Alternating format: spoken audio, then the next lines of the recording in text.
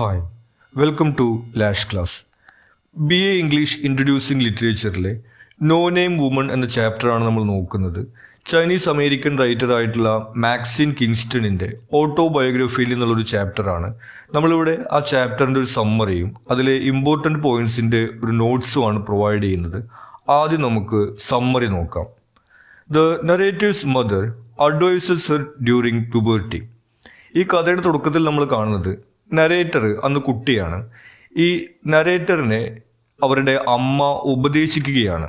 അതായത് നരേറ്റർക്ക് പ്രായപൂർത്തിയായിട്ടുണ്ട്. അപ്പോൾ ഒരു ടീനേജർ എന്നുള്ള നിലയ്ക്കാണ് ഈ കുട്ടിയെ അമ്മ ഉപദേശിക്കുന്നത്. Recounting a secret family story.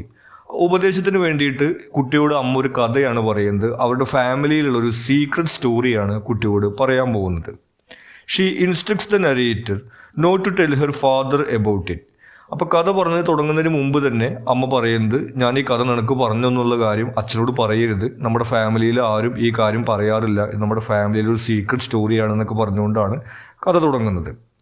The story begins with the revelation that the narrator's father had a sister who has been erased from their family history. അപ്പോൾ ഈ കഥയുടെ തുടക്കത്തിൽ പറയുന്നത്, നിന്റെ അച്ഛന് നീ കരുതുന്നത് പോലെ സഹോദരന്മാർ മാത്രമല്ല ഒരു സഹോദരി കൂടി ഉണ്ടായിരുന്നു എന്ന് പറഞ്ഞുകൊണ്ടാണ്. ആ ഒരു സഹോദരിയുടെ കഥ ഇവരാരും പറയാറില്ല. അങ്ങനെ ഒരാൾ ജീവിച്ചിരുന്നു എന്ന് പോലും പറയാത്ത രീതിയിൽ അവരെ പൂർണ്ണമായിട്ടും അവരുടെ ഫാമിലി ഹിസ്റ്ററിയിൽ നിന്ന് മാച്ചു കളഞ്ഞിരിക്കുകയാണ്. അങ്ങനെ ഈ കുട്ടിക്ക് അറിയാത്ത കുട്ടിയുടെ ആൻറ്റിയുടെ കഥയാണ് അമ്മ കുട്ടിക്ക് പറഞ്ഞു കൊടുക്കുന്നത്. The story unfolds in a Chinese village with the narrative's father, uncles and grandfather had all left for America to work in gold mines. ഈ കഥ നടക്കുന്നത് ചൈനയിലെ ഒരു ഗ്രാമത്തിൽ വെച്ചിട്ടാണ്. അപ്പോൾ ഈ കുട്ടിയുടെ ഫാമിലി ആ സമയത്ത് അവിടെയാണ് താമസിച്ചിട്ടുണ്ടായിരുന്നത്. അവിടെ ഇവളുടെ അച്ഛനും അതുപോലെ തന്നെ അച്ഛൻ്റെ സഹോദരന്മാരും പിന്നെ സഹോദരിയുടെ ഭർത്താവും ഈ കുട്ടിയുടെ ഗ്രാൻഡ് ഫാദറും എല്ലാവരും അമേരിക്കയിലേക്ക് പോയിരിക്കുകയാണ്, അവിടെ സ്വർണ്ണഖനികളിൽ ജോലി ചെയ്യുന്നതിന് വേണ്ടിയിട്ട്. പിന്നെ ഈ കുട്ടിയുടെ അമ്മയും മറ്റു സ്ത്രീകളും മാത്രമാണ് അപ്പോൾ ഈ സമയത്ത് ഈ വീട്ടിൽ താമസിക്കുന്നത്. They sent money home regularly but had not returned for a long time. അപ്പോൾ വിദേശത്തേക്ക് ജോലിക്ക് പോകുന്ന മറ്റ് ആളുകളെ പോലെ നമുക്കറിയാവുന്നതുപോലെ അവർ വീട്ടിലേക്ക് പണമൊക്കെ അയച്ചു കൊടുക്കുന്നുണ്ട്. പക്ഷേ കുറച്ച് കാലമായിട്ട് അവർ വീട്ടിലേക്ക് വന്നിട്ടില്ല. നമുക്കറിയാം, അങ്ങനെ വിദേശത്തേക്ക് പോയി കഴിഞ്ഞിട്ടുണ്ടെങ്കിൽ ഇടയ്ക്കിടയ്ക്ക് വരാനൊന്നും കഴിയില്ല. ഒരു പക്ഷേ കുറച്ച് വർഷങ്ങൾക്ക് ശേഷം 3-4 വർഷങ്ങൾക്ക് ശേഷമൊക്കെ ആയിരിക്കും അവർ തിരിച്ചു വരുന്നത്. അങ്ങനെ ഇവർ പോയിട്ട് കുറച്ച് കാലമായിട്ടുണ്ട്. One day, the mother notices that the aunt appears pregnant despite her husband being away for an extended period. അങ്ങനെ ഒരു ദിവസം ഈ കുട്ടിയുടെ അമ്മ നോക്കുന്ന സമയത്ത് ഇവളുടെ അച്ഛൻ്റെ സഹോദരി, അതായത് കുട്ടിയുടെ ആൻറ്റി, ഈ കഥയിലെ നോ നെയിം വുമൺ എന്ന് പറയുന്ന പേരില്ലാത്ത ആ സ്ത്രീ പ്രഗ്നൻ്റ് ആയതുപോലെ കാണപ്പെടുകയാണ്. അപ്പോൾ കുട്ടിയുടെ അമ്മയ്ക്ക് സ്വാഭാവികമായിട്ടും സംശയവും ചിന്തയുണ്ട്. കാരണം ഇവരുടെ ഭർത്താവ് അമേരിക്കയിലേക്ക് പോയിട്ട് കുറച്ച് കാലമായിട്ടുണ്ട്. അപ്പോൾ ആ കുട്ടിയുടെ അച്ഛൻ എന്തായാലും ഈ സ്ത്രീയുടെ ഭർത്താവ് ആവാനുള്ള സാധ്യതയില്ല. അപ്പോൾ ആ രീതിയിലാണ് അവരിങ്ങനെ ചിന്തിക്കുന്നത്. ആസ് ടൈം പാസസ്, അങ്ങനെ ഈ സ്ത്രീ പ്രഗ്നൻ്റ് ആയി. എന്നിട്ട് ഇങ്ങനെ ദിവസങ്ങൾ കടന്നു പോയിക്കൊണ്ടിരിക്കുകയാണ്. On the day of the aunt's delivery, masked villagers raid their home, killing their animals and destroying much of their kitchenware. അങ്ങനെ ഈ ആൻറ്റിയുടെ ഡെലിവറിയുടെ ദിവസമായ സമയത്ത് ആ ഗ്രാമത്തിലുള്ള ആളുകളെല്ലാം അവരുടെ വീടിന് ചുറ്റും വന്നിട്ട് അവരെ ആക്രമിക്കുകയാണ്. ഈ ഗ്രാമവാസികളെല്ലാം അവരുടെ മുഖമൊക്കെ മറച്ചുകൊണ്ട് മാസ്ക് ധരിച്ചുകൊണ്ടും മറ്റൊക്കെയാണ് വന്നിട്ടുള്ളത്. അവർ വന്നിട്ട് ഇങ്ങനെ കല്ലെറിയുക, അതുപോലെ തന്നെ അവരുടെ ഈ ഫാമിലുള്ള മൃഗങ്ങളെ കൊല്ലുക, അതുപോലെ ഇവരുടെ വീടിനകത്ത് അതിക്രമിച്ച് കയറിയിട്ട് അവർ ഈ അടുക്കളയിലെ സാധനങ്ങളെല്ലാം വലിച്ചു വാരി എറിയുക. അങ്ങനെയുള്ള കാര്യങ്ങളാണ് ഈ അയൽവാസികളും അതുപോലെ ഗ്രാമത്തിലുള്ള ആളുകളും ഒക്കെ വന്നിട്ട് ഇവരുടെ വീട്ടിൽ ചെയ്യുന്നത്. Then they were searching for the aunt who is not present. അപ്പോൾ അവർ വന്നിട്ട് ഈ വീടിനകത്ത് കയറി പരിശോധിക്കുന്നത് ഈ ആൻറ്റി എവിടെയെന്നാണ് നോക്കുന്നത്. അതായത് ഈ ഡെലിവറി ആയിട്ടുള്ള ഈ സ്ത്രീ എവിടെയാണ്, ഇവരുടെ ഹസ്ബൻഡ് വിദേശത്താണ്. അപ്പോൾ അതാണ് അവരുടെ പ്രശ്നം. ഇല്ലെജിമിറ്റ് ആയിട്ടുള്ള ഒരു കുട്ടിയാണ് ഉണ്ടാവാൻ പോകുന്നത്. അതിൻ്റെ പേരിലാണ് ഈ ഗ്രാമീണർ അവിടെ ഇത്രയും പ്രശ്നങ്ങൾ ഉണ്ടാക്കുന്നത്. ദേ ലീവ്. അപ്പോൾ ഈ സ്ത്രീ അവിടെ കണ്ടെത്താത്ത കാരണം കൊണ്ട് അവർ പോകുന്നു. Cursing the family.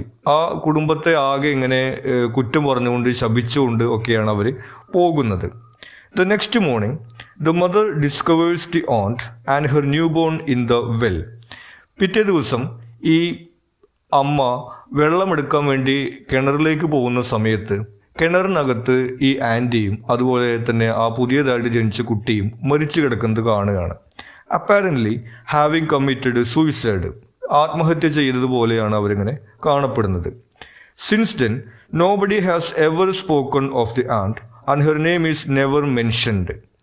പിന്നീട് ആ ഒരു ആൻറ്റിയെ കുറിച്ചിട്ട് അവരുടെ ഫാമിലിയിൽ ഇങ്ങനെ ഒരാളുണ്ടായിരുന്നതിനെ കുറിച്ചിട്ട് ആരും തന്നെ സംസാരിക്കാറില്ല.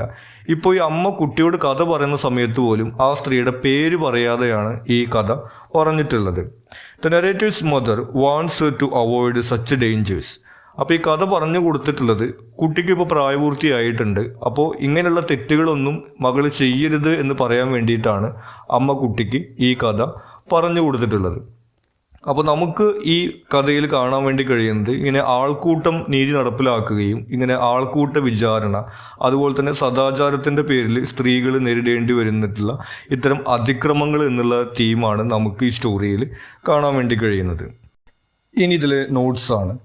നമുക്ക് ഡീറ്റെയിൽഡ് സ്റ്റഡിക്കുള്ള ചാപ്റ്റർ എന്ന രീതിക്ക് ഇതിൽ നിന്ന് പാരഗ്രാഫ് എസ്സേ ക്വസ്റ്റ്യൻസ് നമുക്ക് പ്രതീക്ഷിക്കാവുന്നതാണ്. നമ്മളിവിടെ ഇതിലെ ഇമ്പോർട്ടൻ്റ് ആയിട്ടുള്ള തീംസ് അതുപോലെ പെർസ്പെക്റ്റീവ്സ് എന്നിവയുടെ പോയിന്റ്സ് ആണ് പ്രൊവൈഡ് ചെയ്യുന്നത്.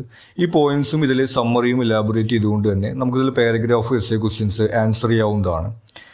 ആദ്യം വരുന്നത് gender. The story critics the power imbalance between men and women. ഇവിടെ ജെൻഡർ ബേസ്ഡ് ആയിട്ടുള്ള ഒരു പവർ ഇംബാലൻസിനെ കുറിച്ചിട്ടുള്ള തീം വരുന്നുണ്ട്. The aunt suffers consequences for sexual transgression, while the man is unnamed and presumably faces no repercussions. ഇവിടെ ഈ anti ഇങ്ങനെ വേട്ടയാടപ്പെടുകയും അതുപോലെ തന്നെ ഈ പണിഷ്മെൻറ്റ് ഇവർക്ക് ലഭിക്കുന്നതൊക്കെ നമ്മൾ കാണുന്നുണ്ട്. പക്ഷേ ഇവരുടെ മറുവശത്തുള്ള ആ പുരുഷൻ ആരായിരുന്നു എന്നുള്ള ചോദ്യം അവിടെ ചോദിക്കപ്പെടുന്നില്ല. അയാളെ ഈ ഗ്രാമീണരാരും അന്വേഷിച്ച് പോകുന്നില്ല. അയാൾക്ക് ഇവിടെ യാതൊരു പണിഷ്മെൻറ്റും ലഭിക്കുന്നില്ല. ആ രീതിയിൽ ഒരു ജെൻഡർ ഇംബാലൻസ് എന്നുള്ള കാര്യം നമുക്കിവിടെ കാണാവുന്നതാണ്. Stereo type.